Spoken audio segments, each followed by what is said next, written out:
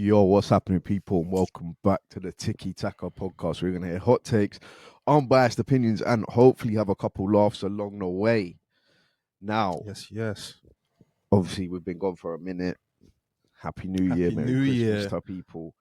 And look, this one's just going to be a clip. It's a short episode. We're talking about Maresca.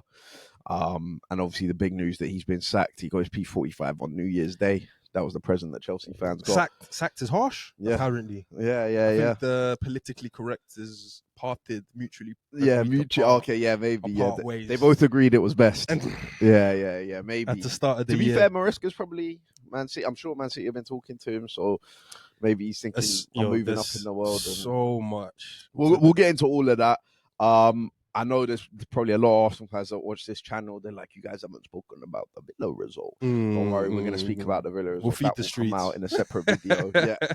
And then we've got our main video, which will also come out later the week. So, almost 3 videos this week that we're recording. But overtime work rate. Exactly, overtime, getting the odds in. Yeah. So, look, I told you, we're going to start with Enzo Maresca. And that was the big news on New Year's Day. On New Year's Eve, it was kind of being drip-fed through journalists that there were problems.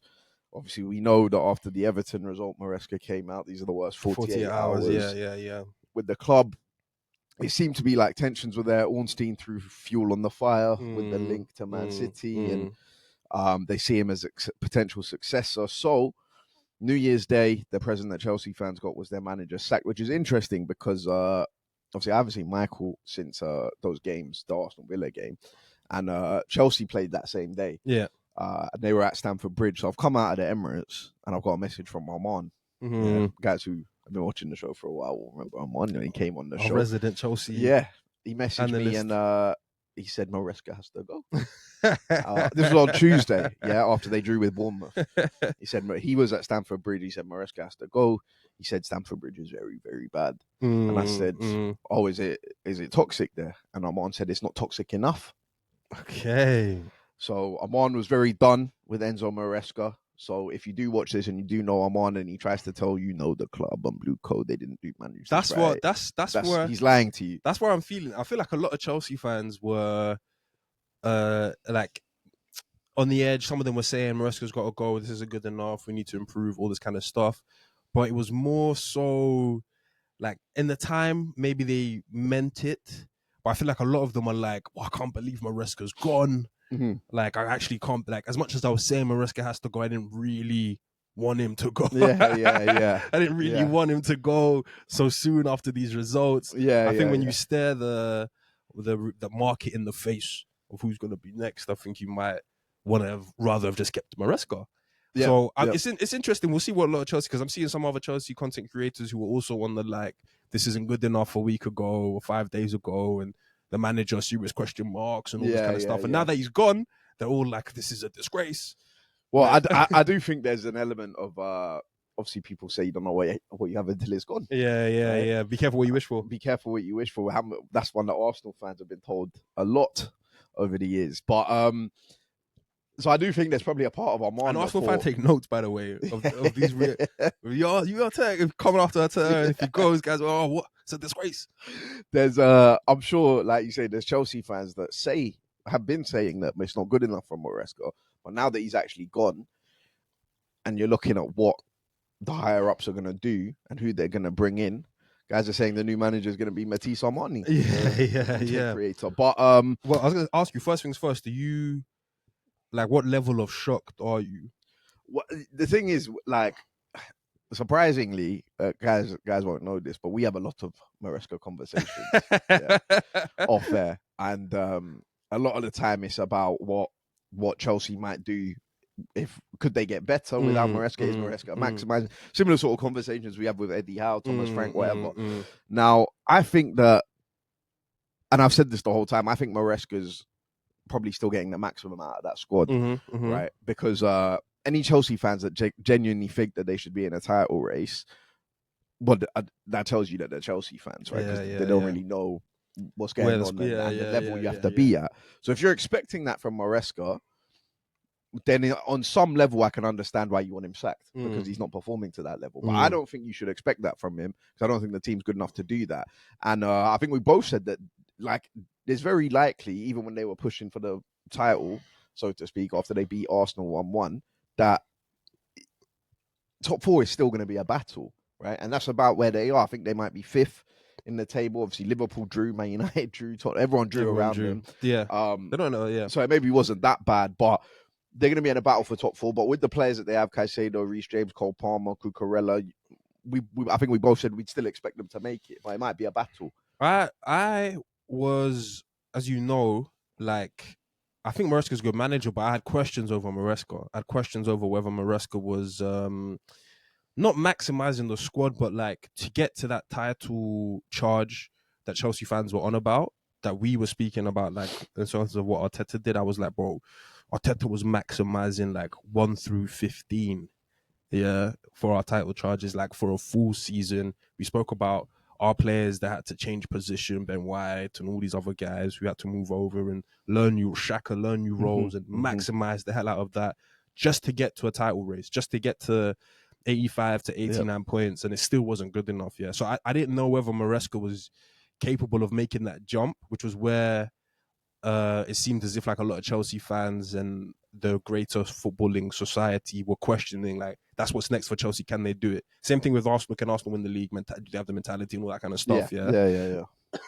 But with that being said, that means that all of us have pretty much already solidified him as like a top 4 manager.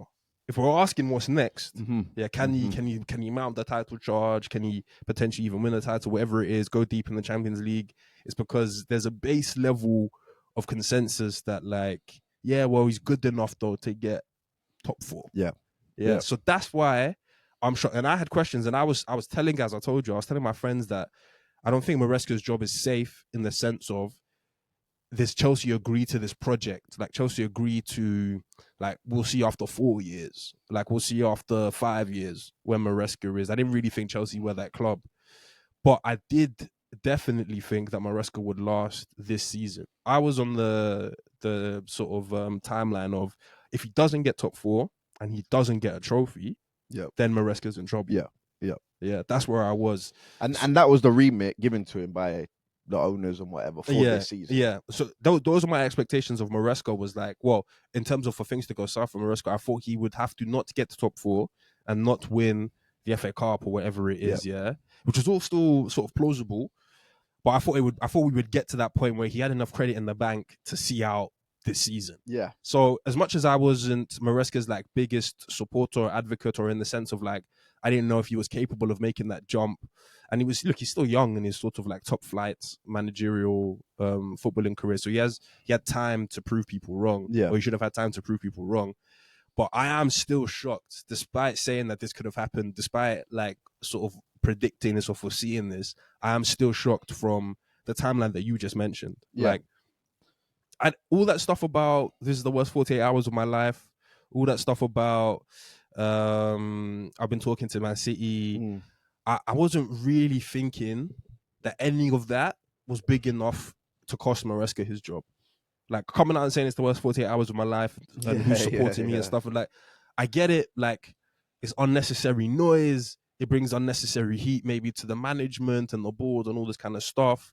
But I didn't really think that was like pushing the boat out there too far. Yeah. For the club to do what they've just done now. It didn't feel like it was untenable. At that point. So that's why I'm kind of shocked about this timeline, because as much as don't get me wrong, I understand that Maresca's been acting out a little bit. I didn't actually feel like his acting out was like disproportionate to the level of success he's already achieved at the club. Like, if Maresca was going a bit mad because he wanted signings in Jan, I hear it. But look, I think before we get into like obviously what's to come and whatnot, we obviously spoke about the remit, the expectations you had. Those were the expectations that the owners had. Chelsea are still in 4 competitions. Right. There was two-legged semi-final with Arsenal coming up. They've got Champions League second half of the season. 5th in the league. FA Cup, 5th in the league. Now, regardless of what you think about Enzo Maresca, making that change, unless now this is where it's difficult, because if it was Roman and it was a previous era, I think both of us would probably sit here and be like, yeah, calm. Yeah, calm. Like, no questions about it. I don't even think it would really be a news story because Roman's probably going to pay Conte's release clause, or he's going to go and get Nagelsmann, or he's going to go and get one of the elite managers in world football to come in and see the second half of the season. A bit like when he sacked Lampard and brought in Tuchel. And another reason, if it was Roman, I would have been calm with it because I would have thought that Roman's beefed Maresca. They're falling out on a personal thing, but Roman's going to get a new manager and back that new manager with the 3 players that this new manager would need to succeed. Yeah. So I can quote unquote get behind it because Roman's just going to pick out a new guy and decide. I'm not so sure that this new guy at Chelsea is going to be backed. He's going to get money and spend money. That's what Chelsea do.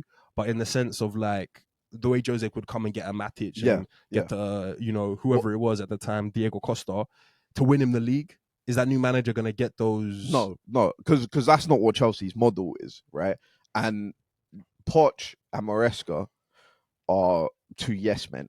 Yeah, pretty like well written. Started off as a yes man. They're yes men, yeah. Both of them, right? But both of them decided that they couldn't work with the board above, right? Poch wanted to keep Gallagher and Chalobah, and Laporte wanted to sell them. And now, from Maresca's point of view, there's I think obviously Maresca in the summer, after winning the Club World Cup and whatever, thought that he had done enough, and these are kind of from the comments and the stories that are coming out, was that Maresca's point of view was that he had done enough to have more say over the players that come in and the transfers. And obviously there was that quote in the summer that he asked for a centre-back and they told him to find internal solutions and whatever. I think he thought he'd done enough at Chelsea to be warranted that. Now, I almost compare that a bit to, obviously Mikel Arteta has been in the Arsenal job a lot longer, but we all know that last summer's transfer window was a fuck up. Not the one just gone, the one, Edu one. Yeah, when it was Calafiori, Marino, and Sterling. Yeah. Now the window looks all right because, like you say, Arteta's getting the maximum from the players, Marino and Calafiori, right? Yeah.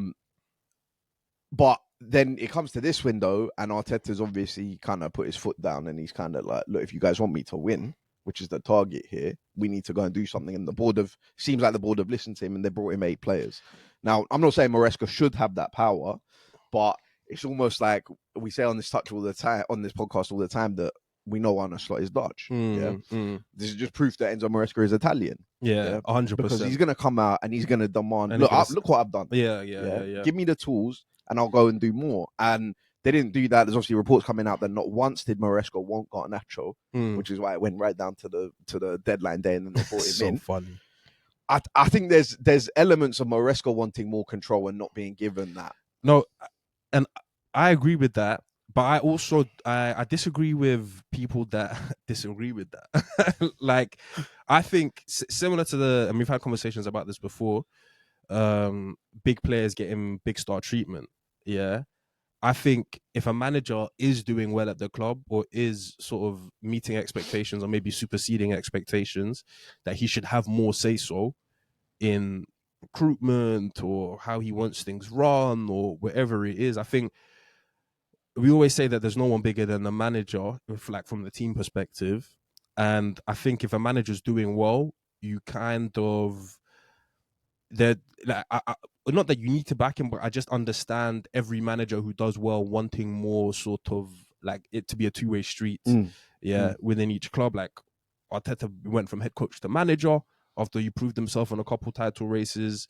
You've said it with all these other players. I'm sure Pep has sort of at the bare minimum a yes or a no on who he wants. And any of these guys who's growing within any club, I think there needs to be that sort of two-way respect level from the club and the player. Like, I don't think Maresca, after doing what he does, should just have players dumped onto him. I think Poch, for his whatever guys want to say about Poch's season, when he was able to climb into 6th place after like Chelsea had finished 9th and it was Graham Potter was there and we didn't know where Chelsea were. I understand Poch at the bare minimum, Poch being like, well, leave me with Gallagher. Yeah.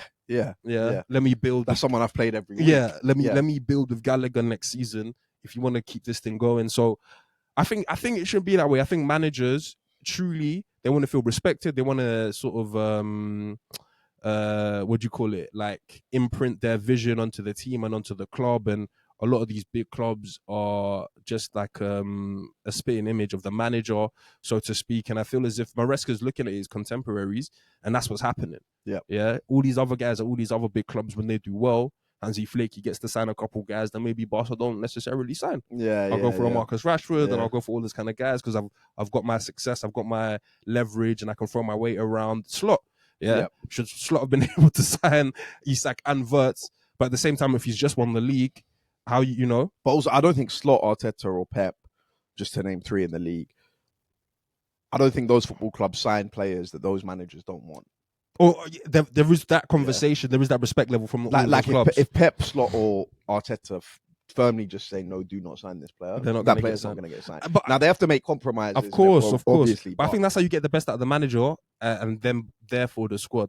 Yeah. But like you say, the manager has to do something to earn that first. Yeah. Now the question is whether or not Maresca has earned that. But I think at Chelsea, what the Clearlake and Blue Coat sort of showing is that maybe it doesn't matter what you do.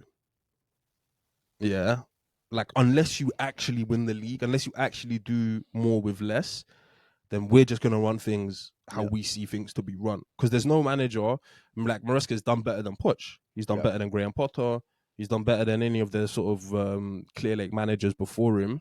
So all we can go with is how they treat their best managers. And Maresca, despite what he's done, as you say, maybe Chelsea are just like, well, it's not enough, or it doesn't matter what you do. This is how we do things.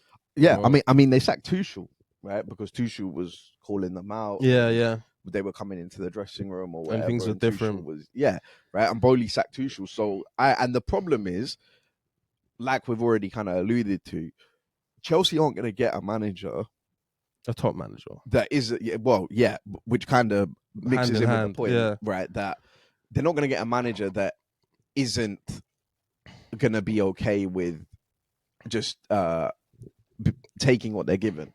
Yeah, they're not going to get a manager that makes his own demands and tells them this, and this, and I don't want that player, and I don't want these young players. I want to sign this 29-year-old. They're not going to get a manager that does that. Now, obviously, the talk is about Liam Rosenior coming in because he's the guy at Strasbourg, who we actually talked about a bit when we were saying that Tottenham fans were maybe looking at bringing him in. That was one guy that they were looking at. Now, look, nothing against Liam Rosenior. As we said last time, he's probably doing his thing at Strasbourg, but this is going to be a completely different kettle of fish. Chelsea fans are saying that he's not ready for this job. Yeah. He's going to come in now, like I say, with two semi-final legs in the Carabao Cup, the back end of the Champions League. But like, what I feel like Chelsea have almost just thrown away the rest of the season, right? With what they've done here, and I think some of that onus and accountability needs to be on their owners and their directors. No, I agree wholeheartedly. And I don't think that they're really taking any. They're kind of just, well, he's the problem. No, and the stuff we haven't mentioned is like what is it called? The bad media on Maresca is nasty from Chelsea. Yeah. They're he lacks emotional maturity and this story and that story. They're like talking down on him is nasty from Chelsea. I'm not quite ready to say that Chelsea are throwing away their season because it solely depends on who they get as their next manager. But let's assume it's Liam Rosenior. If it's Liam Rosenior, then it's a bit of a long story because I can't really justify getting rid of Maresca, who's already a young and sort of semi-inexperienced manager, to get a same age, I was going to say even younger, but like same age, but more inexperienced manager to come and do a bigger job. Maresca had a big job to do in the second half of the season to get Chelsea into the top 4, top 5 and to win one of these cups. Yeah, he had a big job to do. So to get a more inexperienced manager to do a job makes it 10 times bigger. So but I think the thing about Chelsea and Liam Rosenior and where they are right now is, if it is Liam, I agree. Season's thrown away. I can't really place any expectations on Liam. As much as Chelsea, the expectations on Chelsea Football Club are to get to top 4 and to potentially win one of these other trophies, but definitely to make Champions League football again. If Chelsea don't do that, then all these execs have to take accountability, and you're right, they'll probably duck it somehow, some way. I can't put it on Liam because Liam's like Strasbourg. He shouldn't be here. Yeah. And even if Liam got Strasbourg into a Champions League position, they would have to sort of deny themselves that position because Chelsea also can't. It's one or the other. So like Liam can never get Champions League experience at Strasbourg. Yeah. As long as Chelsea make Champions League football, which they should be doing every year. Yeah. So it's a bit of a like, but if it isn't, I think Chelsea, the only way, if I'm Chelsea, and obviously we're skipping the conversation a bit, but if I'm Chelsea, I'm swinging sort of semi-big. Yeah. I'm trying to lure a manager from, or like lure a manager that has credibility from an alright club, which is going to be tough to do. I'm not going to get Nagelsmann. I'm not going to get like the creme de la creme. They're not going to take it. You're going to have to get a yes man. You're going to, I mean, I know Chelsea want a yes man, but if I'm Chelsea, I'm just leaning into the circus of managers are going to come and go. I'm actually going to go and try and grab De Zerbi with everything that I can. Everything that I can, just because it's going to blow up. De Zerbi and Maresca are not too different from each other. He's another Italian manager. It could blow up before the end of the season. It's going to blow up. But if you're a Chelsea player, or sorry, if you're a Chelsea fan or whatever, you're GM for Chelsea, you know it's going to blow up. But I think De Zerbi has the ability to make it fun in the middle. Like before the inevitable car crash ending, he can make it so he can get signed out of Cole Palmer. Maybe Cole Palmer has a heater season. Maybe he gets one of these other young wingers going. De Zerbi works with young talent. De Zerbi plays attractive football. I can put pressure on De Zerbi to still make a top 4, top 5, win a trophy run. And I know it's going to blow up in 18 months' time, but we might get a trophy out of it, and that will keep it. So Chelsea fans will sustain with the trophy talk and all this kind of stuff, yeah? If it is Liam, then I think the board are like, you're almost potentially steering Chelsea into the abyss. Yeah. Because and that's very like down the line, but at the same time, if it's just always going to be kids and it's always going to be a young manager, I don't know. And I've always said, and I said this at the beginning of the pod, like if Chelsea just continually sign young players, meaning that they have the youngest average team in the league, how long can I like sit back and be like, oh, but they can't challenge from the league because their average age is 20, even though they've spent another 250 million. Yeah. So at some point, the rubber's got to hit the road. But if Chelsea are always going to have young players and young managers, I might just have to stop with the expectations that Chelsea are a top 4 team or a champions or a title winning team or whatever. I mean, already at the start of this season, I think that pressure was put on Chelsea because of how much they've spent. The ingredients were there for them to be a not title winning team, but like title charge, spend a lot of money, win a couple of trophies in the cup. Yeah, that kind of stuff. Kind of stuff. But like where you've spent the money, how you've spent the money. I can't even say it on paper, but just on the fact of we've won 2 trophies, we've spent 250 million, we've got good players, players that are on the fringe of world class, all that kind of stuff to have a better season than what we had last year. If Chelsea had spent the 250 million that they spent in a way that maybe Arsenal grabbed an Osimhen and grabbed the, saying? Right, maybe I don't know, they went and got a centre back who's out there. But everyone was high on Chelsea. A lot of guys were high on Chelsea at the beginning of the season because of the money they spent, because of the Club World Cup. We were telling. But actually, didn't you predict them to finish quite high? I said that. I did. I think I said that they should be finishing 3rd, but I really was doing that to set them up. Yeah. I was really doing that to set them up. But I was like, Chelsea, the hype was as such. I remember the Club World Cup days and JP scoring and the lap scoring. Yeah. Got Cole Palmer and Esteval's looking like a player. It was meant to be the next step. It wasn't because of they finished top 4 last year. They got Champions League. They thought the next step was going to be in a title race. Maybe not. Yeah, all the way. But yeah. But I think we knew that from their squad that wasn't going to be the case. And that again comes down to the directors and what they've given Enzo Maresca to go and perform with, right? Yeah, they spent 90 millions on Gittins and Garnacho to then be somewhat interested, whether that was just a fake Semenyo. Yeah, I just think overall it's going to be interesting because I think a lot of the players, and we talk about this with Arteta sometimes, and guys like Saliba signing a new deal or Saka, right? If they sign new deals, that a high percentage of that is going to be because Mikel Arteta's at the club. I think Enzo Maresca had built quite a solid relationship with a lot of those players. And I think a lot of those players had a lot of respect. I was about to say another, and that's a really good point. Another reason why I think Chelsea, as I say, it's a bit like hyperbole, but could be staring into the abyss, is because of that fact. Like, imagine being Colwill. imagine having a great season last year. Everyone's talking smoke about you and where you should be and how you should be this kind of player in the league moving forward. You're out, you've done your ACL pre-season, but you fuck with the manager. He's got you down to a team playing the kind of football you like to play. He's gone before you can come back. Any of these guys, if Cole Palmer, if Reece James, Cucurella, Caicedo, any of these guys that have hit a level in the last 6 months or so, whatever sort of foundation you thought you were on is gone. Yeah, is over now. And I think that Chelsea have always been a big club. They've been like a shark in the food chain. And I don't think they're necessarily slipping in the food chain because they'll still take good players from good clubs and stuff. But I think like we might be in the future getting to a point where a Cucurella is like, yeah, well, you know, Barca, I've done 4, maybe top 4 finishes. Not really got anywhere higher than that. Barca. Cole Palmer. Yeah, Barca coming. Cole Palmer. You might be hearing stuff that, you know, I always loved Man City. I want to end my career somewhere. You know, I wouldn't mind just opening up the door. Especially, and the food chain thing gets really bad for Chelsea fans if Maresca does become the Man City manager. Or even the Juventus manager and does well. Yeah.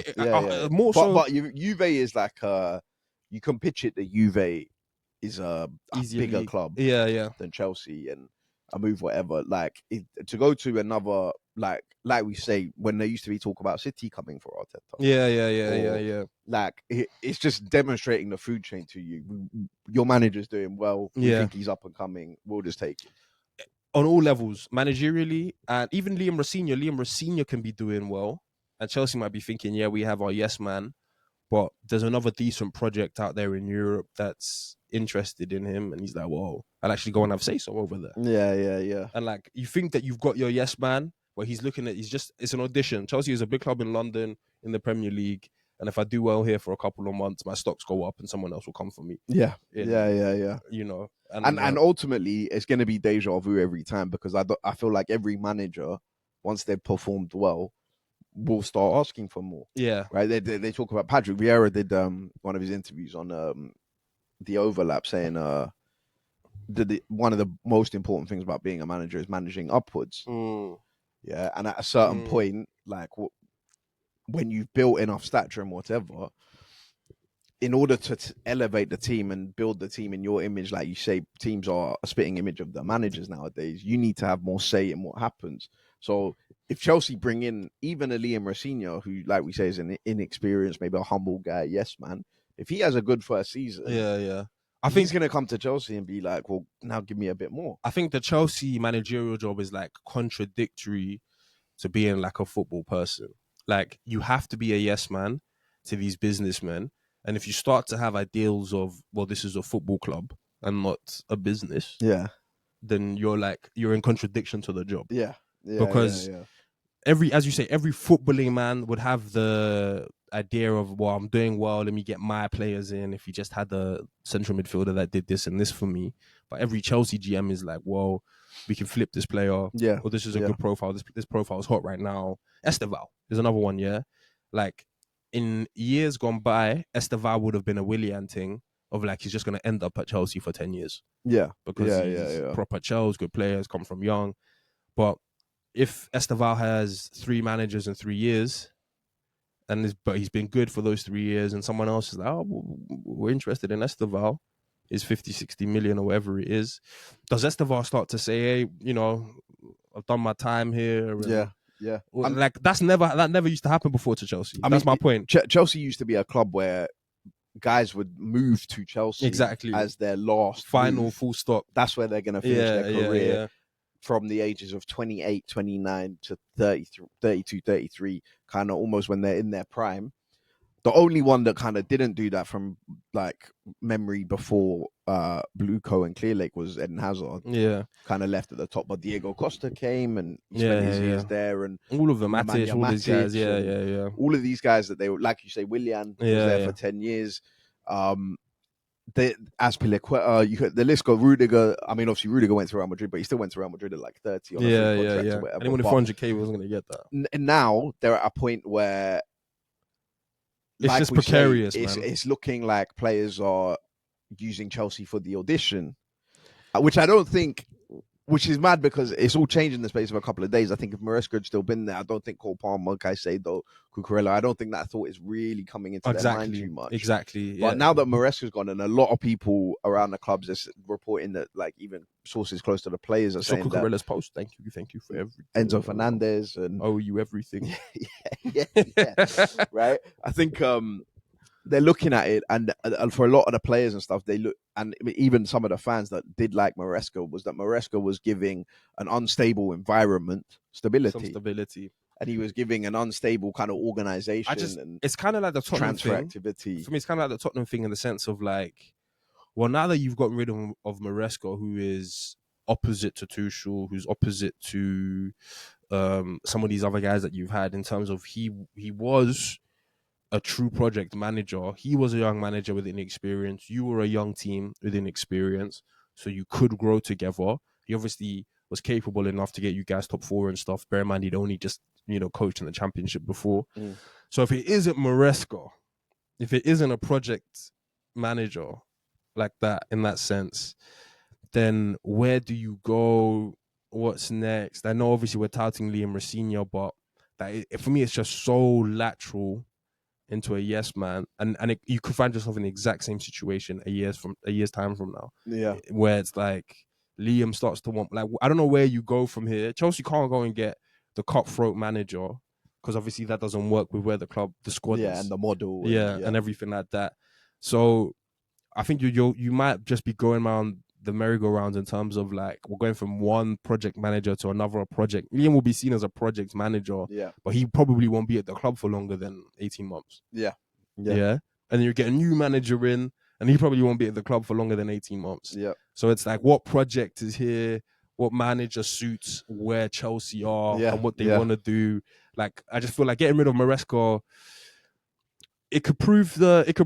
as I say, I know that guys aren't the biggest fans of Maresca, so you might be able to get someone that is decent, but I think the, like, bird's eye view image of getting rid of Maresca, what that really means in terms of what you're saying to the rest of the market and football, is like, all right, well, we're not on the project thing still. Like, we're not really, I don't think even this 8-game stretch that Maresca has been on is like the worst 8-game stretch, as you say. He's not won, he's only won 2 games or whatever it is, but they're still in the top 5. They're not down in the bottom half of the table. They're not. He's one big result away from, like, everything's away on the week, but everything's fine. I don't think Maresca has been sacked at all for performances, for football on pitch stuff, footballing results. I think he's been sacked because he's obviously started beefing someone there, Egg Barley or whoever it is, about what's been going on. And there's obviously it's obviously ended sour because, like you say, Chelsea are drip feeding all of this. The negative press, it's nasty. Information lacks emotional maturity. Which is mad. Which is mad. But that's a bad breakup. I think the question is, if you ask Chelsea fans that wanted Maresca out, that Maresca was going to be sacked and Liam Rosenior was going to be the new manager. They'd rather keep Maresca. A lot of them would go back to And to me, that's looking like the most likely. I really think it's going to be Liam Rosenior. But I do think the Chelsea fans that wanted Maresca sacked did also think that this board, and for whatever reason, is capable of going and getting one of the elite managers, which I think it's just not conducive to their model and their style. Because when a top manager comes in, you can't tell them, you need to work with Gittins and Garnacho and Neto and Esteval. And I just think the timing is awful to get a top manager. Like, Fabregas, for me, has the potential to be a top manager, but I just don't know if Fabregas should leave his project mid-season. Like, all of these other potential top managers, and I'm excluding the Nagelsmann, I'm excluding those guys. I just don't think that those level of guys, as you say, would work with the Chelsea establishment. But could Chelsea get a young, up-and-coming manager that can sort of relate to the kids and propel them into a different sort of stratosphere? That's where they have to go. But even the creme de la creme of that group of managers, I just feel like trying to grab that guy in Jan. I mean, for me, there's 2 guys that I think Chelsea should, if I was on the board, I would go for. And like you say, like, wheel out the red carpet, put down the yellow brick road, bring this guy that you want. For me, you know Marco Silva's desperate to leave Fulham. Yeah, you know Marco Silva's, but he's not a yes man. And he's not a yes man. He's not a yes man. But Marco Silva's been. It's like if you've been fed rice and beans for 4 years. Yeah. And then you get a bit of fish and exactly. It's a little bit of salmon. This is nice. Like it's not caviar. You've just been rice and beans for 4 years. Yeah. I agree with that. Right. So Marco Silva might appreciate that a bit more. And the other one is Fabian Hürzeler, which I know Chelsea fans don't want to hear because it's back to Brighton. The Brighton thing. People but those are the two that I would be looking at. I'm thinking, because another thing is Liam Rosenior is coming in, like you say, no Champions League experience. He's going to be competing in the latter stages of Champions League knockout rounds.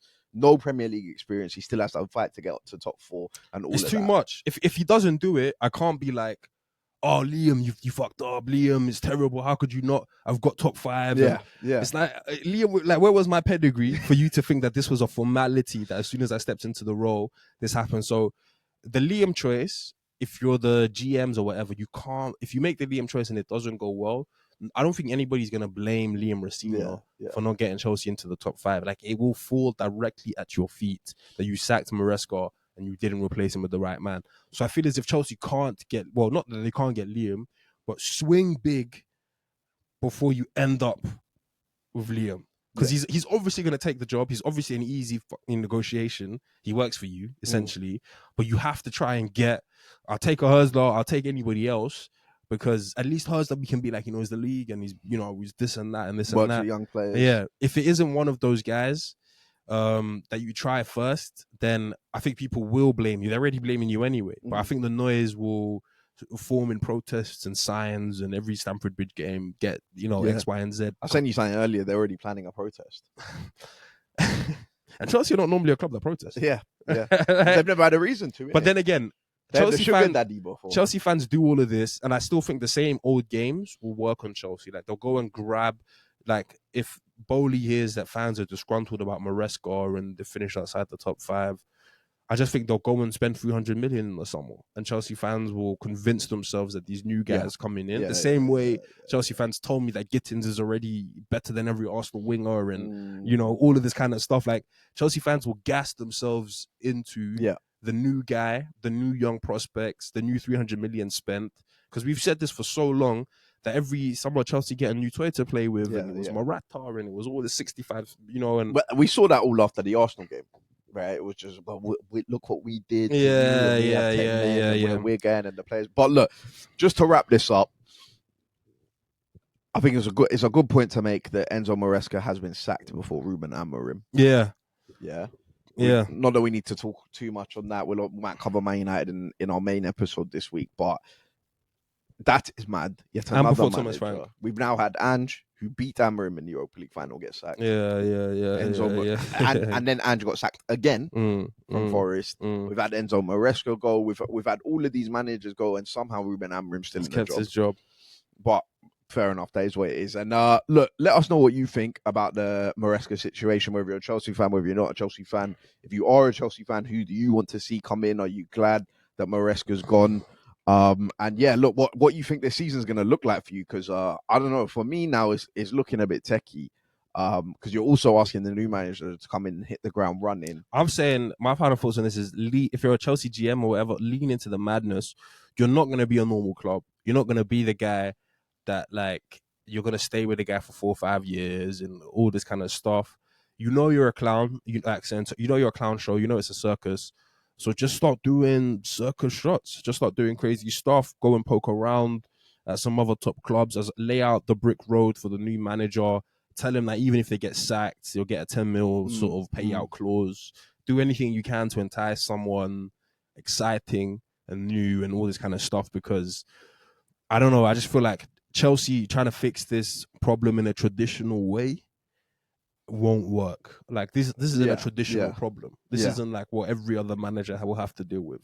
So. Yeah. I agree. But yeah, look, let us know your thoughts in the comments, and we'll catch you next time. Peace.